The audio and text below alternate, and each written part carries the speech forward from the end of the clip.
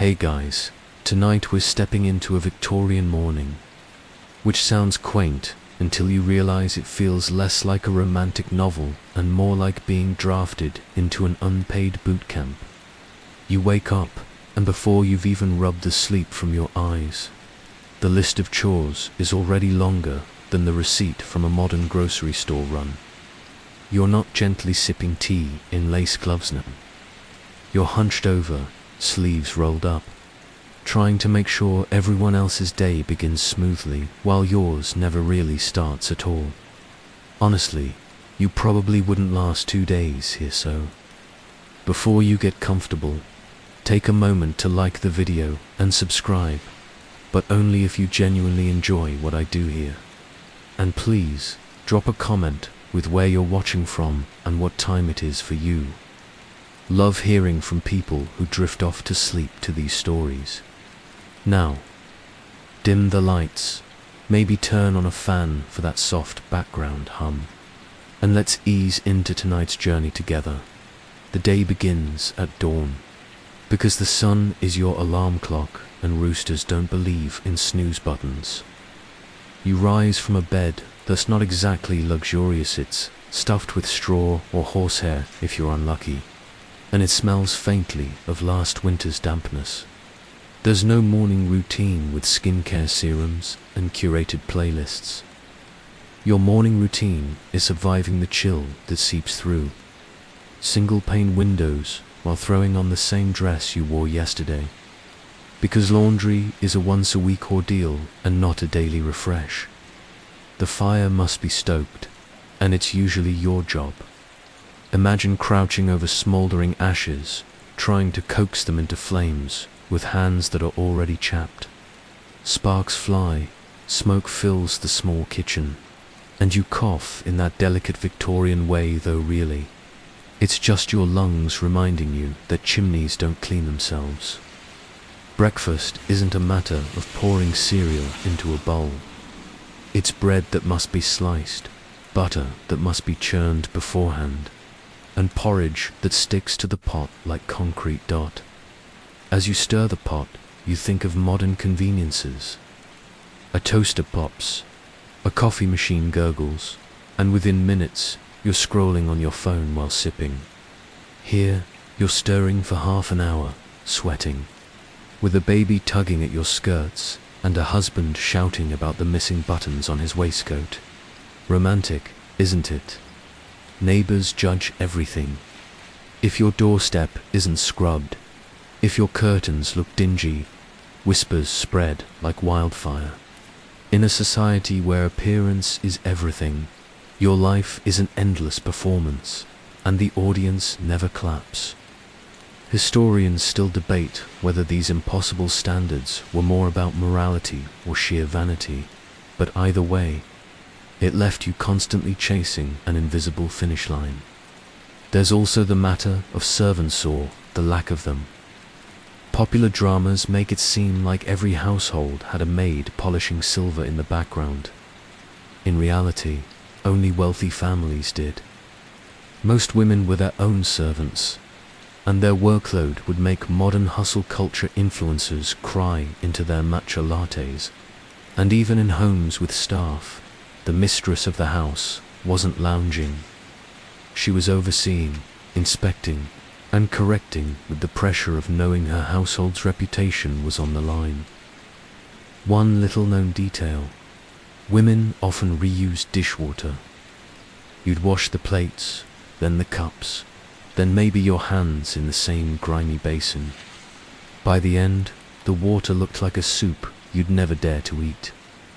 Yet this was considered efficient.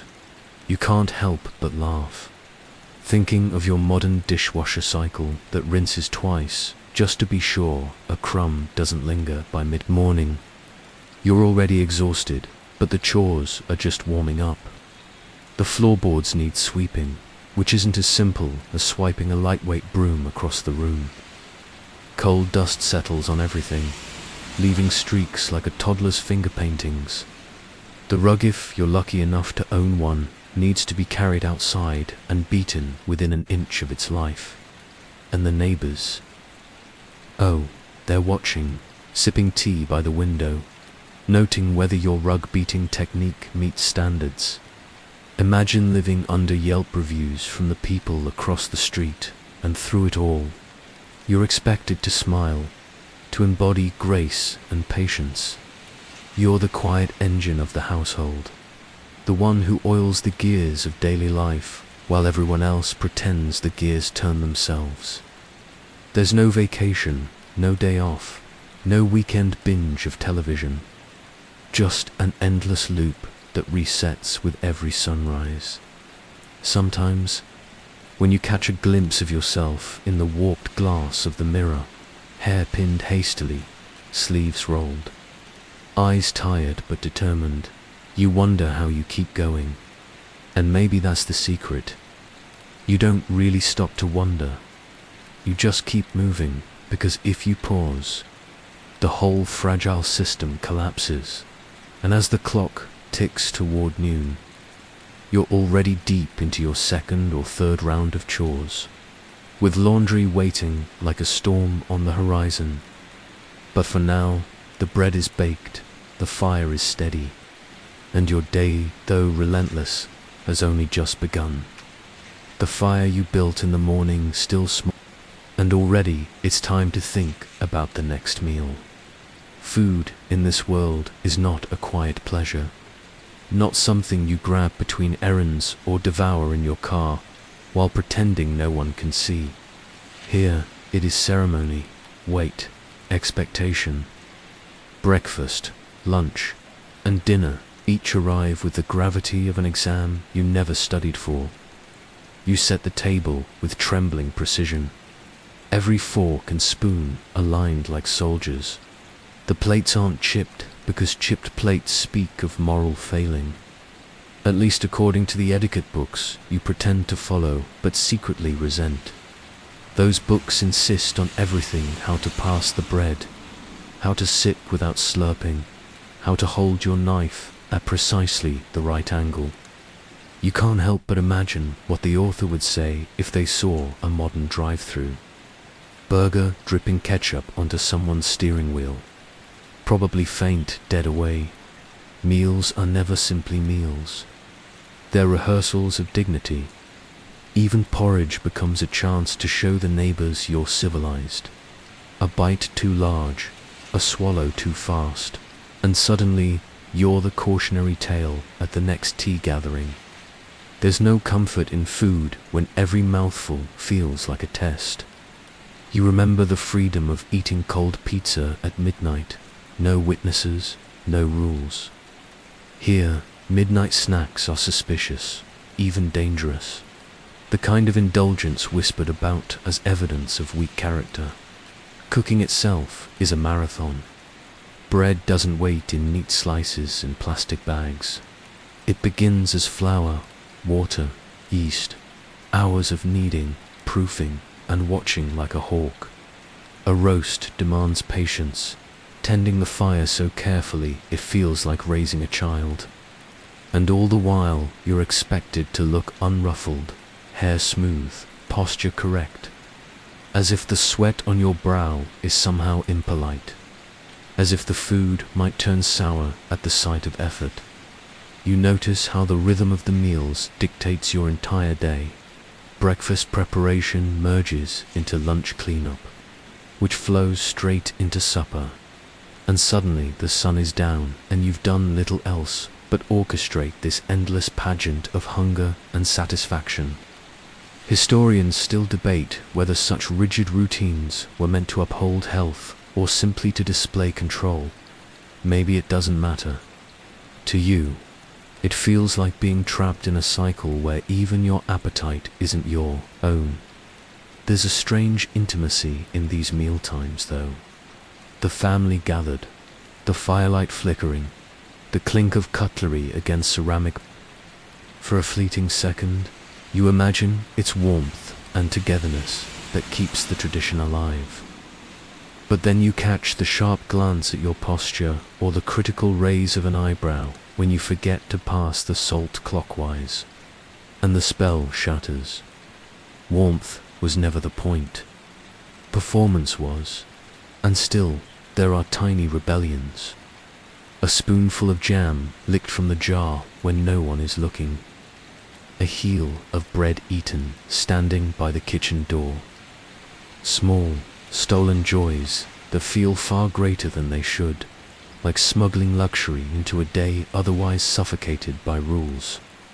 Maybe that's how you survive it, not by obeying every dictate, but by finding cracks in the wall, savoring crumbs of freedom where you can. By the time supper ends, your body aches as much as it did after scrubbing and sweeping all morning. And yet, as you gather the plates and stack them for washing, you almost laugh, because you know that tomorrow and the day after and every day after that, you'll be expected to do it all over again. A dinner is never truly finished here. It's just the pause before the next round.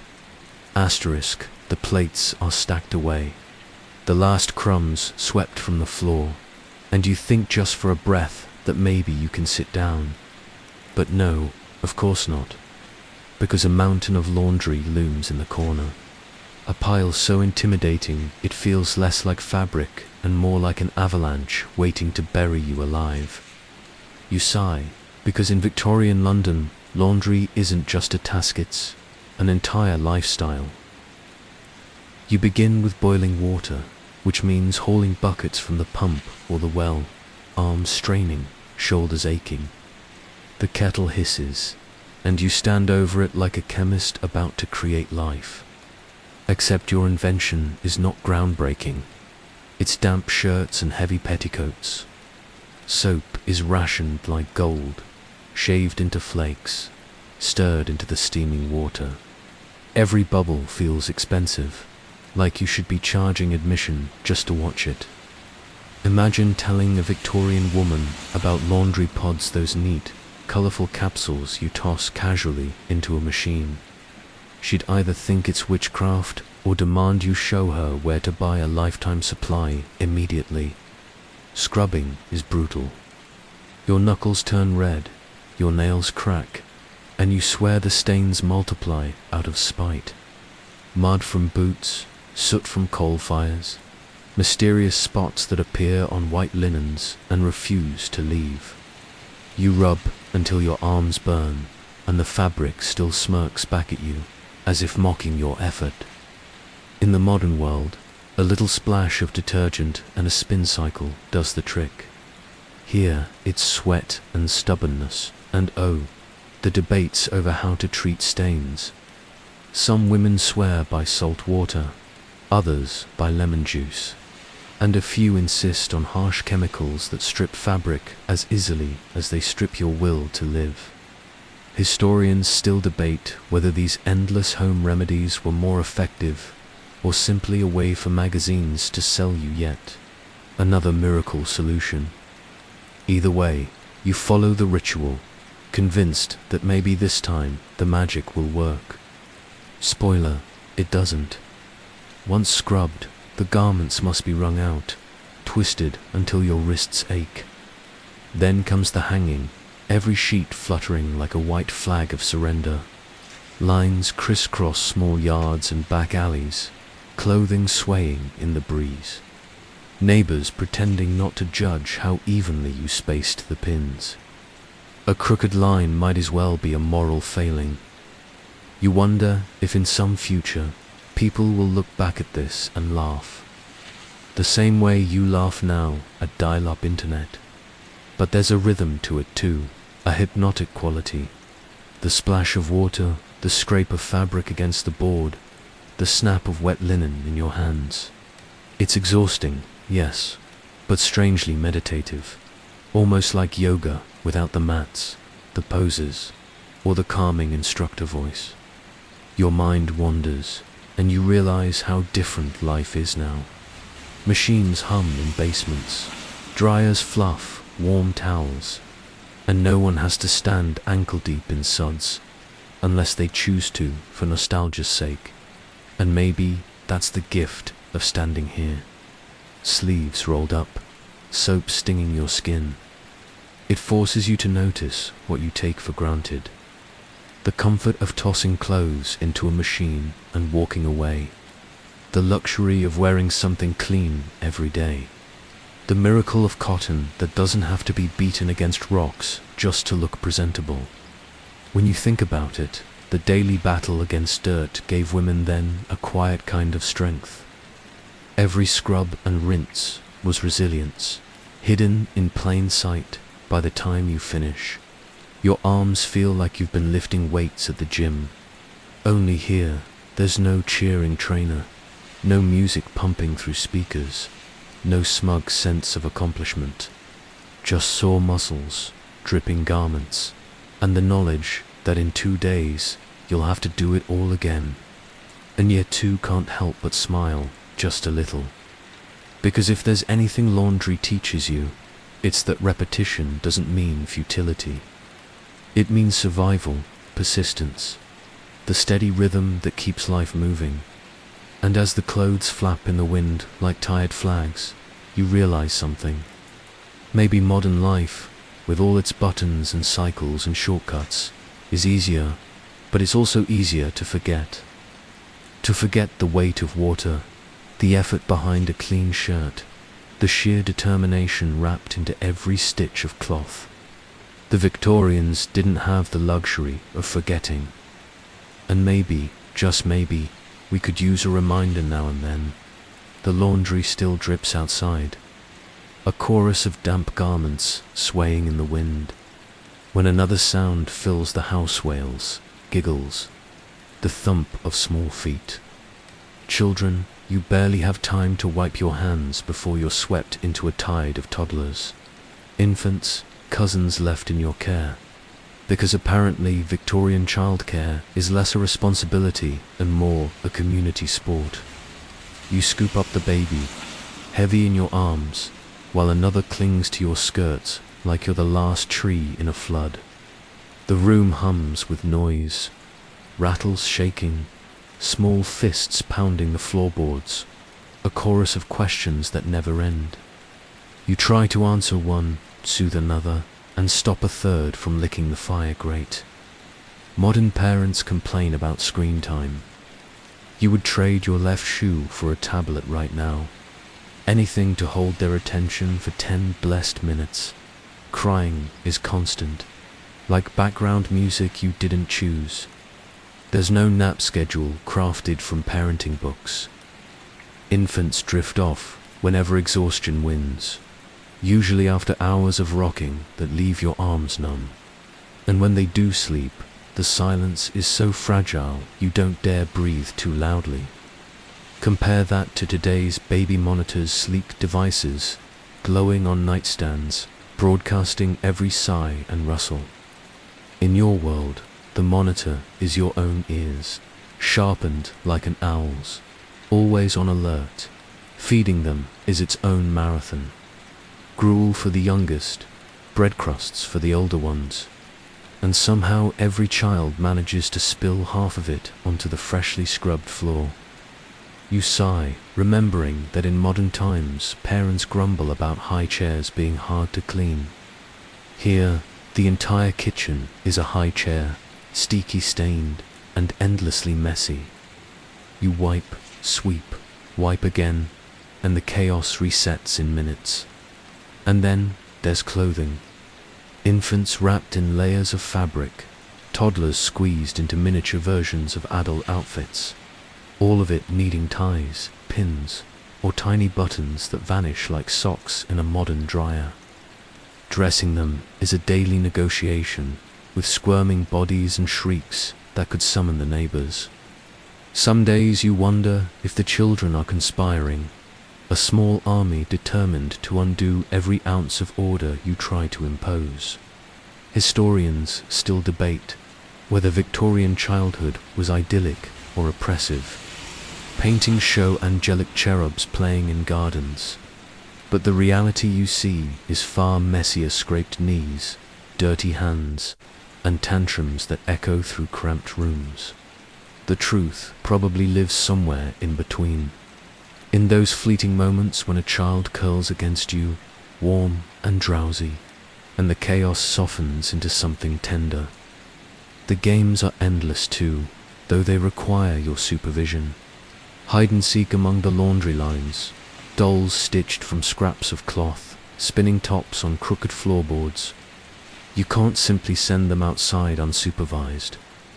The streets hold dangers of carts, soot, and strangers. So you hover, guiding, rescuing, scolding, and occasionally laughing when their play turns unexpectedly sweet. Compare it to now, where playdates are scheduled like business meetings and safety rules are discussed in forums. Back then, safety was you watching with hawk eyes, hoping nothing too disastrous unfolded before supper. And yet, for all the exhaustion, there's a strange energy in the house when children are around. Their noise fills the cracks in the day. Their demands drown out the monotony of chores. They are chaos, yes, but also a reminder of why you bother, why you scrub, cook, sew, endure. Each laugh, each sticky kiss on your cheek, anchors you in something more than survival. As the afternoon wears on, the little ones finally tire, their energy spent. You settle them on mats, tuck blankets around them, stroke their hair until the squirming stills. The room falls quiet, a piece so fragile you hold it like glass. Your back aches, your head pounds, but for a moment you just sit. The sound of their slow breaths is almost as calming as that soft hum of a modern fan at night dot. And in that silence, you think of how lucky it is to live now, where medicine, strollers, diapers, and childcare options exist, where babies can be lulled with gentle music, where a parent isn't forced to carry the weight of 20 tasks at once. But you also recognize something in yourself here. Resilience. The ability to juggle, to bend without breaking. You realize that even in the madness, there is strength, and that strength has echoed through time, shaping the world you get to rest in now. You sink into the corner of the parlor with a cushion under your elbow and the hush of late afternoon folding around you. But the hush is only an illusion. The house needs its seams mended, and you are the seam. The needle glints in the low light, slow as a heartbeat, and your fingers remember a map of tiny holes and invisible bridges. Each stitch is a small promise, to keep a collar from unraveling, to stop a child from shivering because a patch held. There is no grandiose sewing montage here, just the quiet, relentless homing in on frayed edges, the small laboratory of thread, and the kind of concentration that makes hours feel like breathless minutes. Fabric is a language you speak without thinking. You know the sigh of linen, the stubbornness of wool, the flirtatious slide of silk. The air smells faintly of starch cornflour and vinegar tucked into a basin while a scrap of cloth warms in your lap. Soft where hands have smoothed it 1,000 times. You work by candlelight sometimes, the flame making your stitches glow before they settle into the dark. The light makes everything more intimate. Your movements slow, the world outside the window blurring into the muffled step of carts and distant voices. There's a rhythm here that could lull you if you let it. Pull the thread, anchor the knot, draw the fabric close. A kind of domestic music, measured and sure. Sometimes mending is necessity disguised as art. A tear in a dress becomes an excuse to add a hidden patch that tastes like thrift and defiance. You stitch with a tiny, almost secret grin, because a well-placed mend can be the only rebellion you afford making. Something whole again in a world that nudges toward waste. In the same way you find humor in the absurdity of it all. You, hunched over a sleeve in the glow of a lamp, knowing full well that someone in the future will press a button and a machine will sew 100 perfect seams while you sip tea and complain about the Wi-Fi. It's a small joke you keep for yourself, soft and affectionate. There are social moments wrapped around these tasks too. Neighbors drop by with a spool of thread and a gossip tucked in beside it. You exchange tips without sounding like a manual. Someone demonstrates a clever tucking with their fingers, and it becomes legend for the week.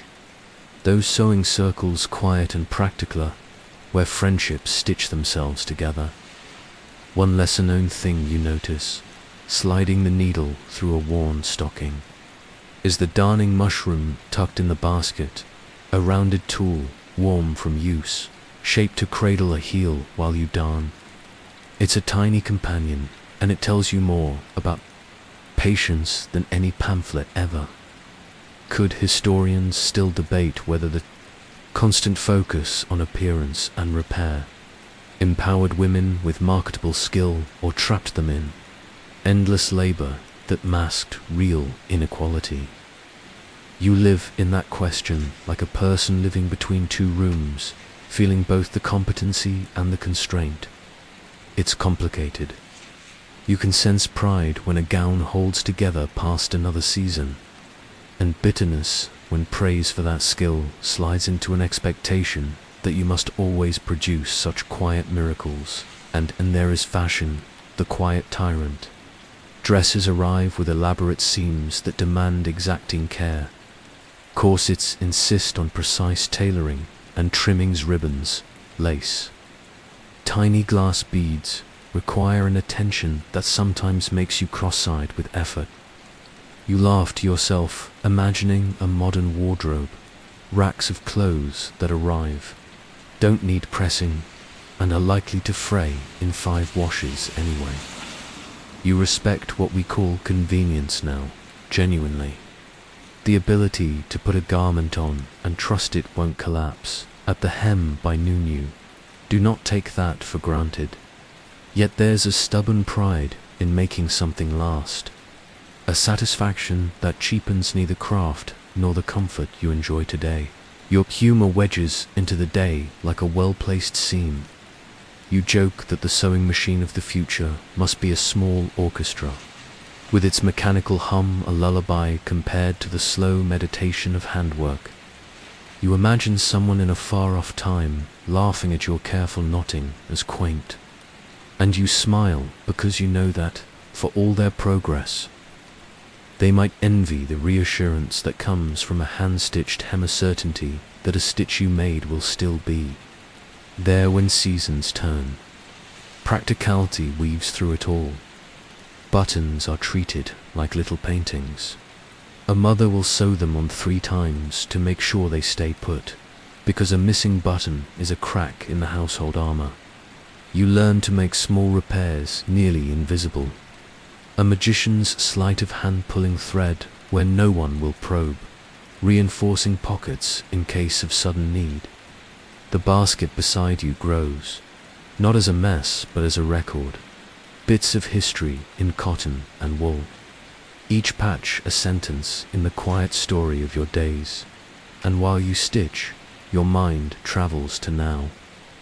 You think of the person who can press a button and have a seam finished in seconds, and you do not resent them. Rather, you feel grateful. The miracle of modern choices sits beside your hands like a warm cup. Easier life does not erase the value of things learned the hard way. You want to tell those future people, appreciate the convenience, but remember the dignity that comes with mending, with tending, with making things last. It's a lesson that feels almost holy in its simplicity. By dusk, you lay the finished garment on a chair and admire the invisible work, the thread that binds, the neatness no one will comment on aloud, the knowledge that something fragile will not fall apart in the rain. Your hands ache in that particular way exhaustion feels after a job well done, heavy but content. You have sewn your care into the fabric, and in doing so, you have sewn a little stability into the day. So you stand, stretch, and look out at the evening. The city exhales, lamplight prickling awake, and the house hums once more with the small satisfactions that make survival possible. You are tired, yes, but quietly proud. You fold the mending into the basket, whisper a small, private joke to yourself about the future's automatic everything, and then, tenderly, you give thanks for the ease of our present while honoring the hands that taught you how to mend. You grip the broom like an old friend you never actually invited into your life, and it resists you with every stubborn bristle. The dust dances up into the air, mocking your effort, almost as if it knows that no matter how much you sweep, the soot from the street outside will creep back in before the night is done. You cough, wave your hand, and laugh quietly to yourself. So this is what passes for a cardio workout before gyms were invented. In the future, someone will buy a vacuum cleaner, plug it in, and complain that it makes too much noise. If only they could hear the racket of rugs being beaten in a Victorian backyard, like a marching band of thuds echoing down the row of houses, on your knees. You wipe at the wooden floor until it gleams, or at least, until the wet streak convinces you it might be gleaming if you squint. Soap nibbles at your skin until your knuckles redden, but the scent is oddly comforting. Sharp and citrusy in a world that usually smells like smoke and damp wool. Somewhere in the back of your mind, you can hear the voices of neighbors, measuring one another's character by how well the brass knobs shine. Because here, cleanliness is more than health. It's morality displayed on a mantelpiece. You smile at the little tricks that make this endless cycle slightly less unbearable. Someone once told you to sprinkle damp tea leaves on the floor before sweeping, they cling to dust. They said, though you suspect the main result is that your parlor smells faintly of yesterday's breakfast. Still, it feels clever, almost like you're outwitting the grime for a few precious moments. And when the rug finally sighs out its last cloud of grey after the 10th strike, you can't help but imagine how absurd it must look, grown adults in the yard, wrestling cloth like it owes them money. People will later argue whether this obsession with scrubbing was truly about hygiene or just about showing off discipline, as if spotless wood could prove spotless character. As you wring out the rag and hang it by the hearth, you think the truth is both, tangled together like the knots in your aching back, and yet there's a rhythm to it that sneaks up on you. The scrape of the brush, the thud of rugs, the hush of cloth on glass, all of it falls into a kind of meditation, like breathing exercises with a side of blisters. For a moment, you almost forget the soot that will drift back in by morning. You just stand there, sore and damp, gazing at a room that gleams in the afternoon light, proud of the fleeting order you've carved out of chaos. You can't help but think of the future against people waving scented wipes, spritzing a bottle of something chemical, declaring the job finished in seconds. And yes, you'd probably roll your eyes at their laziness, but maybe you'd also whisper a gentle reminder, don't take it for granted, because the miracle isn't just the absence of soot, it's the presence of time. Time not bent over buckets, time not stolen by the broom, time to rest, to laugh, to live, so you set the broom down with the weight of a tired comrade. Your back complains, your hands sting, but your heart is strangely light. For a few hours at least, the room is quiet, ordered, even beautiful. And in that fragile calm, you discover that gratitude itself is the best polish, brighter than any soap, stronger than any shine. The market never feels like a simple errand, more like a battlefield disguised with baskets and shouting. You step out with your empty sack and a faint hope that maybe today you will return before your arms ache. The street already smells like onions mingled with damp horse, and you know you're in 4 hours of bargaining. By the first stall, A woman waves a cabbage like a trophy, insisting it's fresh, though you can see yesterday clinging to its leaves. You haggle anyway, not because you enjoy it, but because your budget demands it. Each coin you save here means coal for the fire later. And every refusal means another lecture from your neighbor about wastefulness. You push through the crowd, bumping shoulders with men in aprons, women balancing baskets, children darting like stray cats. The noise rises and falls, a rhythm of coins clinking, voices calling, footsteps scraping. It's overwhelming, yet it is life itself. You can almost laugh, imagining someone from the future clicking a button on their glowing screen and having groceries appear on their doorstep. That's not shopping, that's wizardry. If you had that trick, you might weep from relief and then immediately order cake. The stalls stretch on, endless and varied. Butchers slice meat with casual speed. Fishmongers shout prices over the stench of river-caught goods.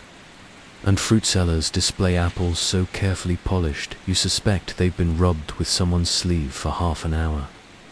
You pause, test, weigh, sniff, all the rituals that make the difference between edible and regrettable.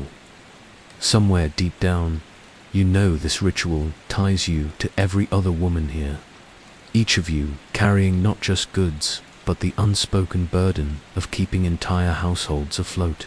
One little trick makes you smirk. Some women tuck needles or buttons into their purchases as a secret form of accounting. They'll sew them into garments later. Hidden savings for when coins run short. It's not written about in any manual, but you've seen it. And you understand the quiet cleverness it takes to survive. And still, there is debate. Was the Victorian market about necessity, or about performance walking the aisles so neighbors could measure your thrift, your taste, even your morality? Historians still argue about it, but you feel both truths in every heavy step. Shopping is survival, but it's also spectacle. If your basket looks too full, you're extravagant. To empty, you're neglectful. The balance is maddening.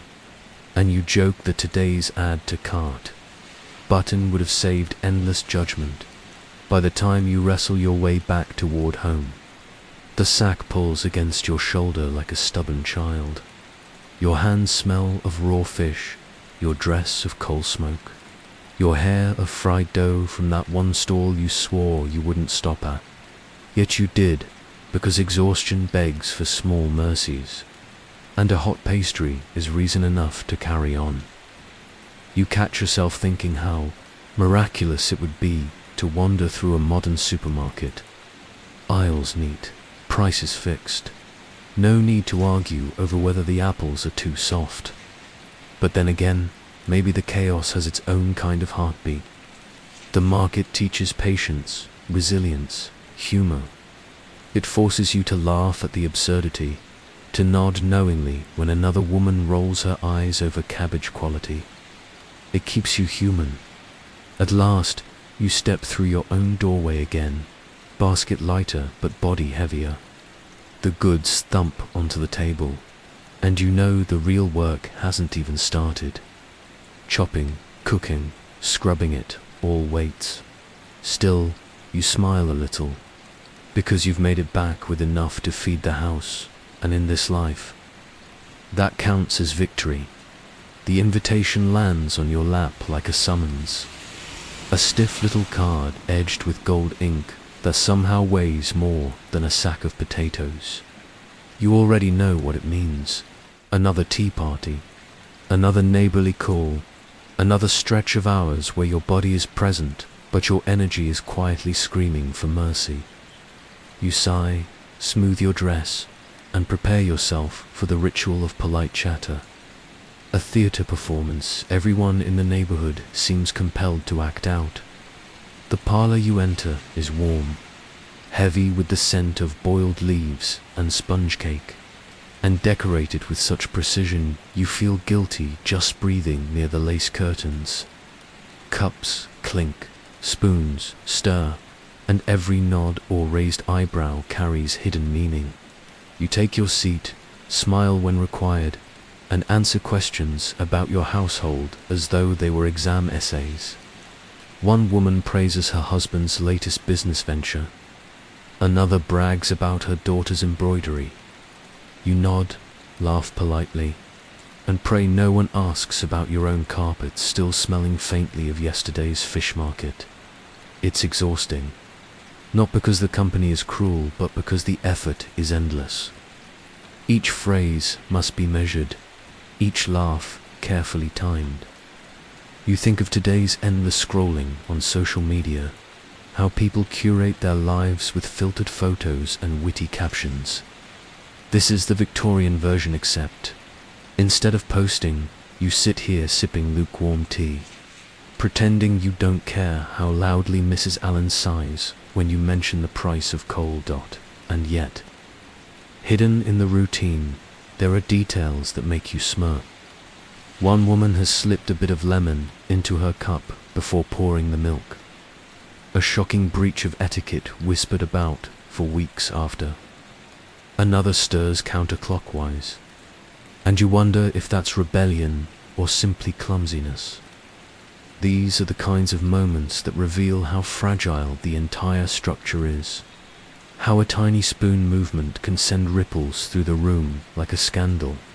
Historians still debate whether these gatherings truly served community or were simply obligation dressed in fine china.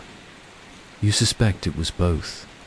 There's comfort in sharing news, in laughing together at a misbehaving toddler, in exchanging recipes whispered like secrets. But there's also pressure, heavy and constant, reminding you that reputation is as delicate as the porcelain in your hand. One crack, one slip, and it can never be mended. You laugh quietly at yourself, imagining explaining this to someone in the future. Yes, we sat for hours balancing cups, discussing the weather as though it were politics.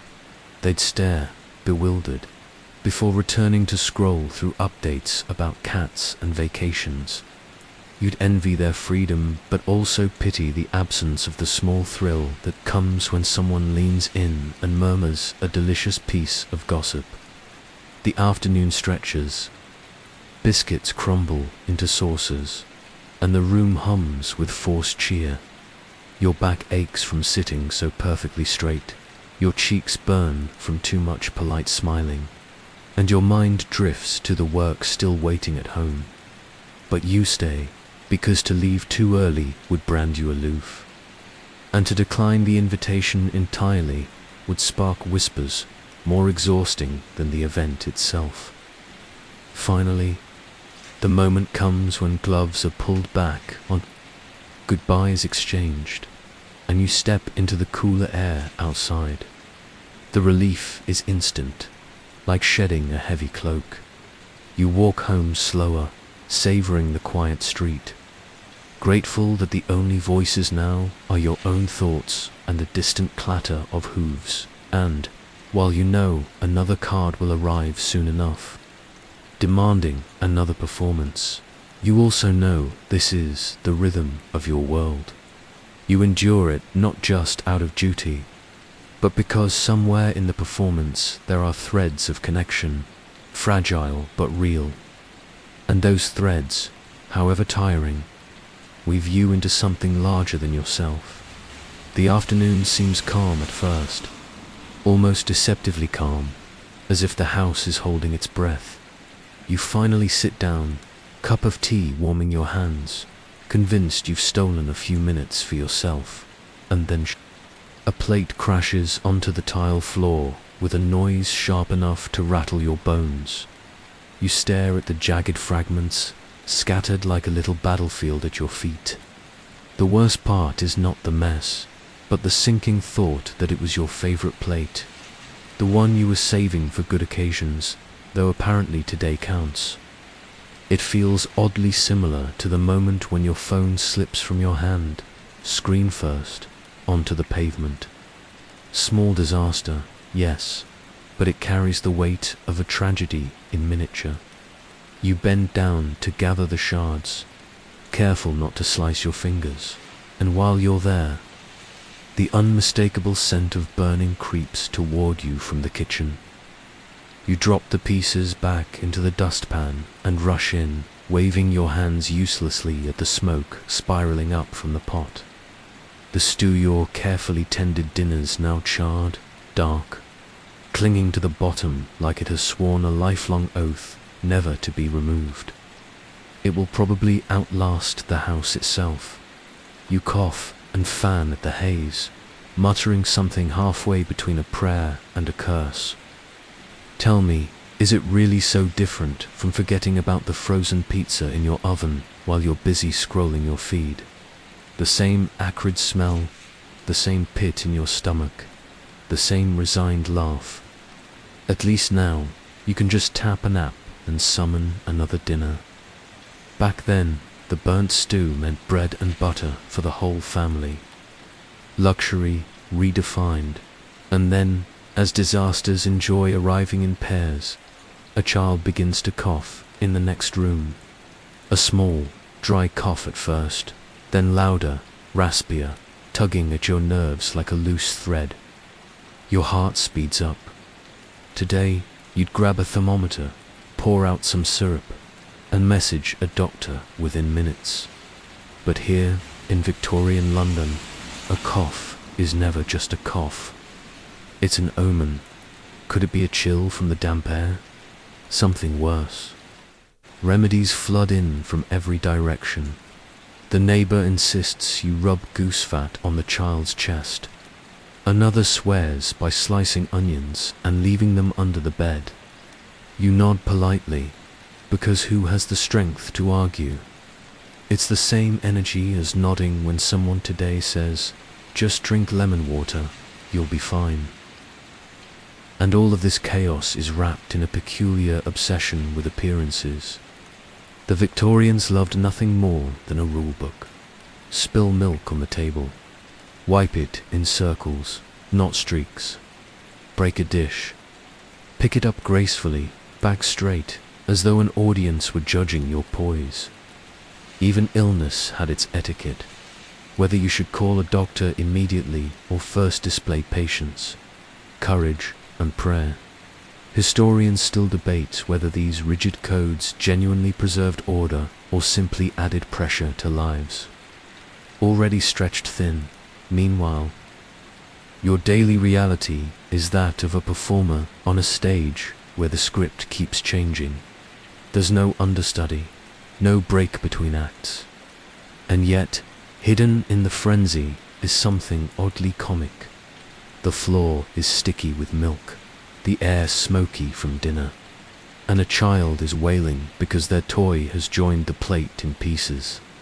You catch a reflection in the window hair loose, cheeks smudged, apron stained, and you can't help but laugh softly, because what else can you do? It's tempting to imagine how much easier these crises are now. A broken dish, replaceable in minutes. Burnt stew, order in. Sick child.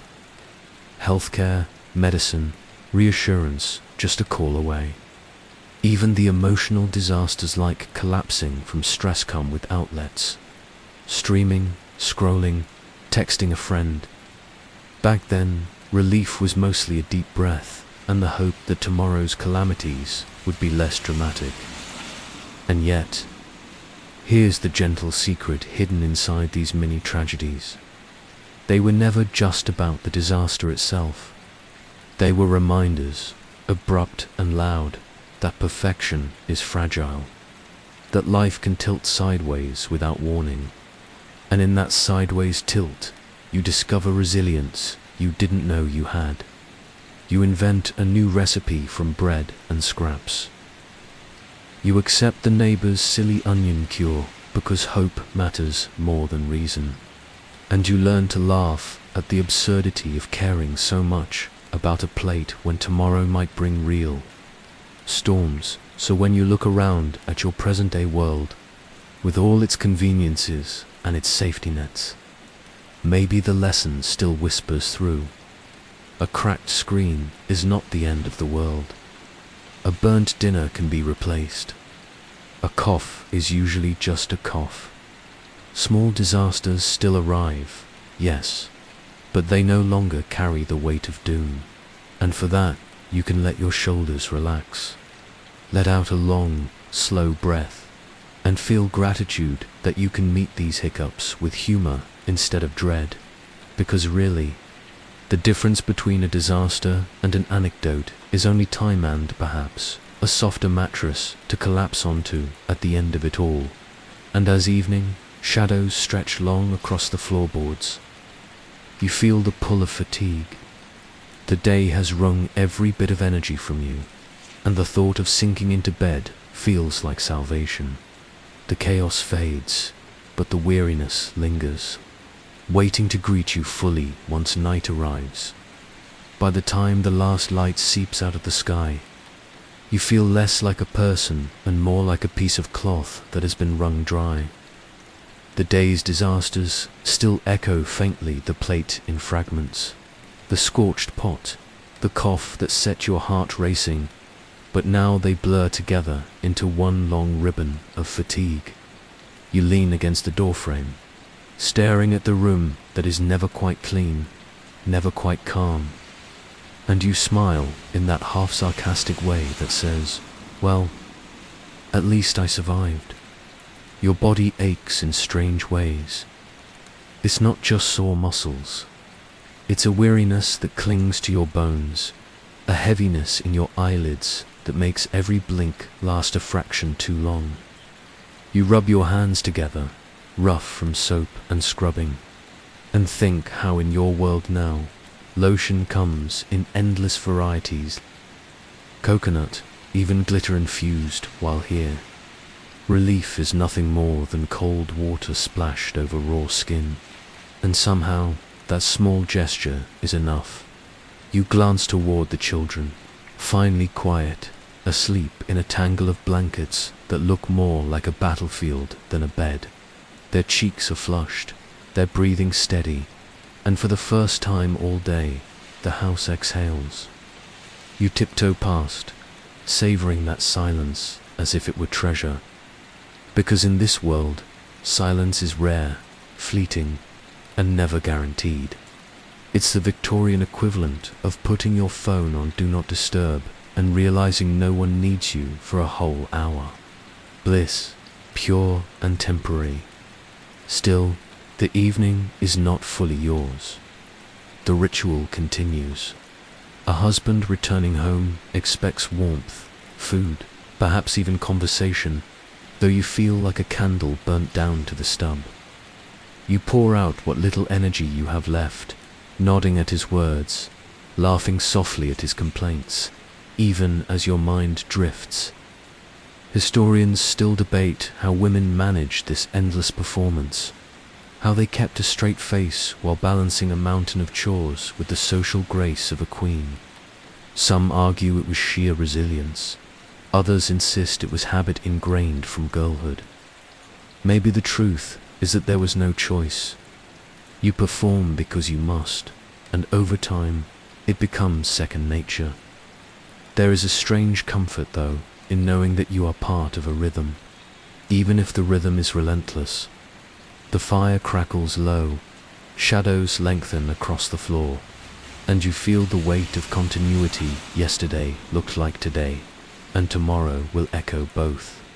That sameness can feel suffocating, yes, but also steady, predictable. There's a strange safety in routine, even when the routine grinds you down. It's not unlike the comfort people today find in binge-watching the same show for the 10th time. You know every beat, every line, every twist, but it soothes you anyway. As the last task is finally tucked away, the dishes stacked, the floor swept, the children breathing evenly, you will allow yourself to sink into the chair by the hearth. The fire is low, just embers now, glowing faintly red. You rest your head against the wood panel, eyes closing, and let the hum of the house wash over you. No machines, no buzzing notifications, only the creak of settling beams and the distant clip of hooves outside. And here is where perspective arrives. Quiet but insistent. Yes, the day was endless. Yes, the chores were brutal, but you made it through, and that in itself is something like triumph. When you measure it against today's world with microwaves, washing machines, pre-sliced bread, you can't help but marvel. Your exhaustion is real, but it's also a reminder of how far things have come.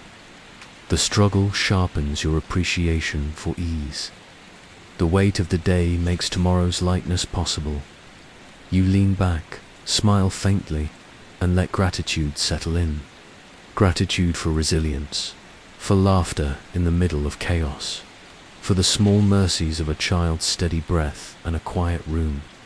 Gratitude for the fact that now, in your world, you can tumble into bed knowing tomorrow will not demand the same impossible balance. And, perhaps most comforting of all, you realize that exhaustion is not failure. It's proof that you gave what you could, carried what was asked, and lived the day fully. However messy it was, the candle flickers low, the fire sighs its last. Your head grows heavy, tilting toward sleep. And as your breathing deepens, you let the Victorian day fade into the background, a story woven into the rhythm of history. Tomorrow may bring more plates breaking, more stews burning, more coughs in the dark. But tonight, for once, you allow yourself to rest. And with that, the journey closes. You've walked through fog and filth, through chores without end, through laughter, chaos, and resilience.